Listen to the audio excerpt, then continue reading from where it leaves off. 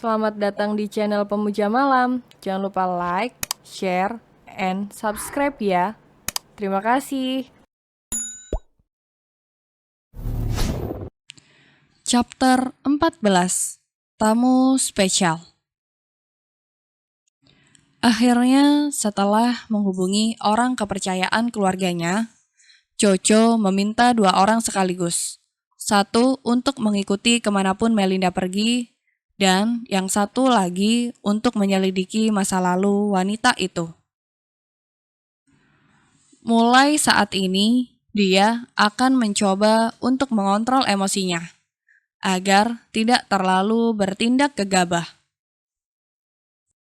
Coco kian sadar bahwa dia tidak bisa mengandalkan saudara kembarnya, atau dia akan terlambat untuk mengetahui semua kebusukan Melinda, sementara Prilly sudah sangat membencinya.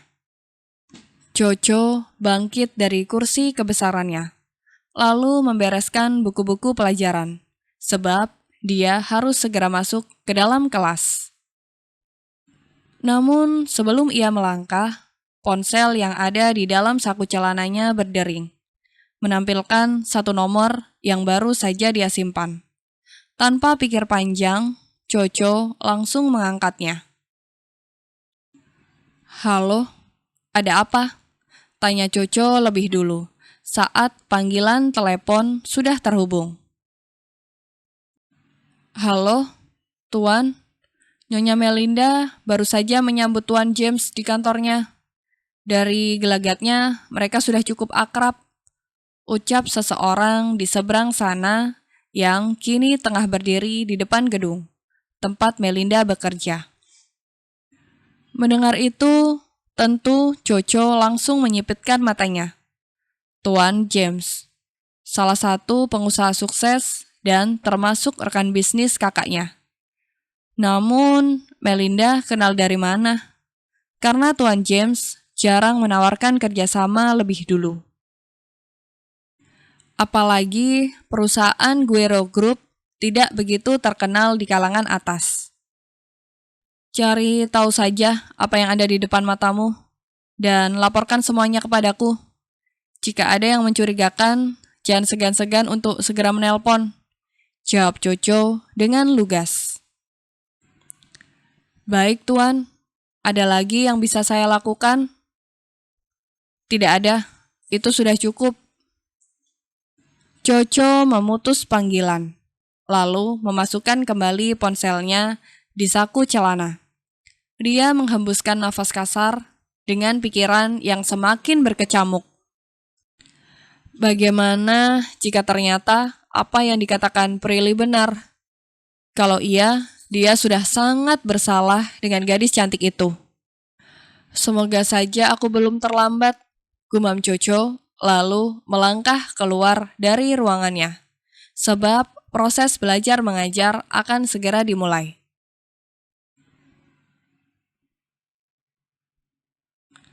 Di perusahaan Guero Group, Melinda sama sekali tidak tahu jika anak buahnya telah dibabat habis oleh Anek. Sebab hari ini dia telah kedatangan tamu spesial, yaitu Tuan James, salah satu pengusaha sukses di ibu kota. Selama Coco masih terikat dengan Prilly, maka aku pun bebas untuk bermain-main dengan pria lain, termasuk dengan pria tua kaya raya itu. Jadi, kalaupun akhirnya dia memutuskanku, aku masih memiliki cadangan, ucap Melinda sambil terkekeh kecil. Hari ini dia berdandan secantik mungkin, demi menyambut pria yang sudah berjanji untuk bertemu dengannya. Apalagi dengan predikatnya sebagai duda, tentu membuat Melinda sangat senang, karena pria itu menawarkan kerjasama dengan perusahaannya. Tempatnya cukup strategis ya, puji Tuan James sambil tersenyum. Sebab kata Anek, dia harus pandai-pandai membuat Melinda merasa senang. Benar saja, wanita itu langsung merasa tersanjung. Dia terkekeh kecil sambil menutup mulutnya anggun. Benar, Tuan. Jadi para karyawan bisa bekerja dengan nyaman. Apalagi mereka memiliki pemimpin sepertiku. Jadi jika ada keluhan, mereka tidak segan untuk bicara. Karena aku terkenal ramah. Oh, iya? Itu benar, Nona Melinda. Dari caramu berbicara saja, aku sudah bisa menebak bahwa kamu adalah wanita yang friendly, timpal Tuan James. Padahal dalam hati, dia ingin garuk-garuk kepala. Merasa jengah menghadapi Melinda yang memiliki tingkat kepercayaan diri yang begitu tinggi. Setelah mereka masuk ke dalam ruangan CEO dan membicarakan tentang planning kerja sama mereka, tiba-tiba Tuan James meminta untuk asistennya untuk pergi terlebih dahulu. Nona Melinda, bisakah kamu juga meminta asistenmu keluar? Aku ingin bicara 4 mata denganmu, ucapnya yang membuat Melinda menganga. Brian, pergilah dulu. Pria itu pun langsung mengangguk. Dia segera keluar untuk meninggalkan Melinda dan Tuan James. Kini tersisa hanya mereka berdua. Tuan James menggeser duduknya hingga mereka terlihat sangat dekat. Sementara Melinda terus diam di tempat. Dia terus seperti itu, hingga tangan Tuan James menyelipkan anak rambut Melinda ke belakang telinga. Melinda yang terkejut langsung mengangkat kepala. Tuan, katanya, pura-pura tidak mengerti dengan apa yang dilakukan pria tua itu. Mel, aku ingin bicara di luar pekerjaan. Maksudnya? Aku bukan tidak sengaja datang kemari. Aku memiliki tujuan. Dan tujuan sebenarnya adalah kamu. Saat pertama kali melihat fotomu, aku langsung suka. Apalagi katanya kamu adalah seorang janda. Jadi, bolehkah aku mengenalmu secara pribadi? Ucap Tuan James dengan suara yang berat. Khas seperti predator yang tengah memikat mangsanya. Mendengar itu, tentu Melinda semakin terperangah. Jantungnya tiba-tiba berdebar dengan kencang, karena merasa sangat senang.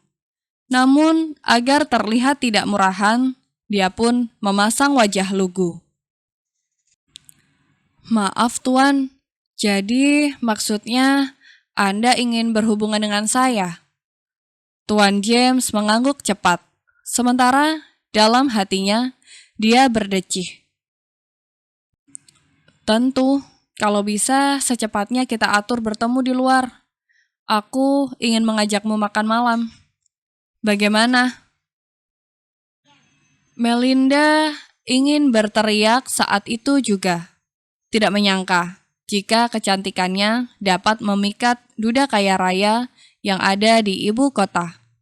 Dengan nafas yang sedikit memburu, Melinda pun tersenyum malu-malu. Boleh, lagi pula aku juga sudah lama tidak keluar malam. Tuan James langsung tersenyum lebar, karena dengan mudah Melinda masuk ke dalam perangkapnya. Dia pun dengan cepat mengecup Melinda. Lusa, kita bertemu, baby.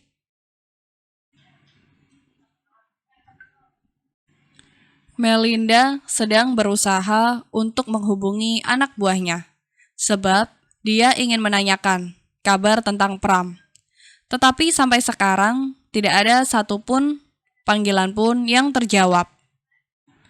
Padahal ponsel kedua orang itu aktif. Dia sama sekali tidak curiga bahwa anak buahnya telah diringkus habis. Sementara Pram sudah berada di tempat yang aman. Cih, kemana sih mereka berdua? Dua-duanya sama-sama tidak bisa diandalkan, gerutu Melinda dengan perasaan kesal. Dia kembali menekan ikon panggilan, tetapi hanya ada dering ponsel yang dia dengar. Ayolah, sudah cukup bagiku untuk menyiksa pria pembangkang itu. Dia harus mati secepatnya, agar tidak ada satupun orang yang bisa membuka mulut tentang rencanaku. Melinda menarik sudut bibirnya ke atas, dengan mimik wajah penuh kesombongan. Dia yakin apa yang sudah disusun oleh otaknya akan berjalan dengan sesuai. Apalagi, kini sudah ada Tuan James sebagai pengganti Coco. Jadi, hartanya akan semakin berlimpah ruah, sementara Prilly tidak mendapatkan apa-apa. Astaga, astaga, awas saja ya kalian. Kalau sampai nanti tidak bisa kuhubungi lagi, aku akan datang ke sana dan menendang bokong kalian berdua, cetus Melinda dengan penuh penekanan. Sementara di lain sisi, anak buahnya sedang disekap dengan mata yang tertutup rapat. Kedua ponsel milik pria itu disimpan oleh anak buah Anek. Mereka sengaja tidak mematikan panggilan Melinda, agar semuanya menjadi bukti bahwa wanita itu memang terlibat dalam penyekapan Pram. Lebih baik aku memanas-manasi Prilly, supaya dia sakit hati, mumpung Coco masih ada dalam genggamanku, ucap Melinda sambil cekikikan. Berusaha untuk meredam rasa kesal yang sedari tadi membuncah, dengan memanfaatkan Coco untuk membalas dendam pada anak tirinya. Dia benar-benar tidak sadar bahwa posisinya sekarang sedang terancam, di mana dia telah masuk ke dalam jebakan Anek, sementara Coco sudah bergerak untuk mencari tahu asal-usulnya. Bersambung.